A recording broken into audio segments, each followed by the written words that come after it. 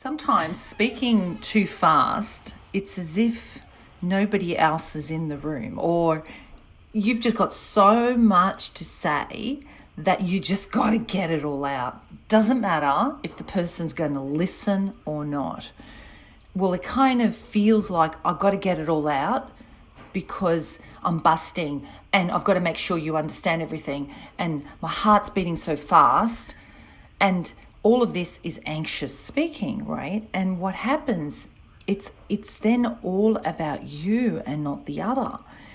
And it's like a tour guide leading a tour, and they've become impatient with the group, and the tour guide is just taking off and going and talking on the microphone with hopefully a speaker reaching the people, and the people are so busy trying to catch up to be with you that they're not listening.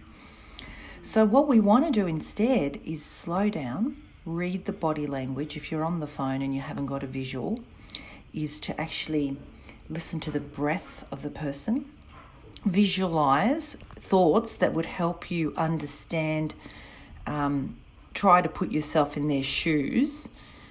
Usually it's the breath that will help you understand and feel and sense the other person, and that'll be a sense of using your it's kind of like empathy and emotional intelligence in speaking, because what we want to do is be emotionally intelligent, meaning feeling what we do with our emotions and sensing the other person.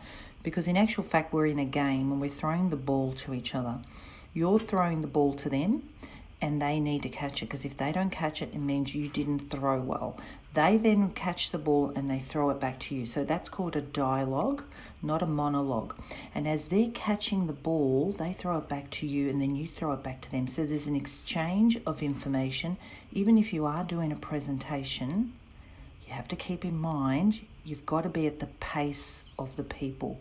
So that's by knowing your audience, looking at nods, listening to breath, checking in with them whenever you can, particularly because we're online. Okay, everybody, tell me, where are we at?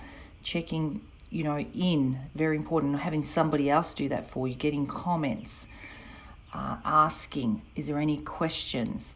So the idea is to slow down. Remember that people always remember what they feel about what you say, not so much what you said. So create a feeling, slow down the words, engage with your words. Don't just speak them in a rush, feel the words and breathe deeply into your belly.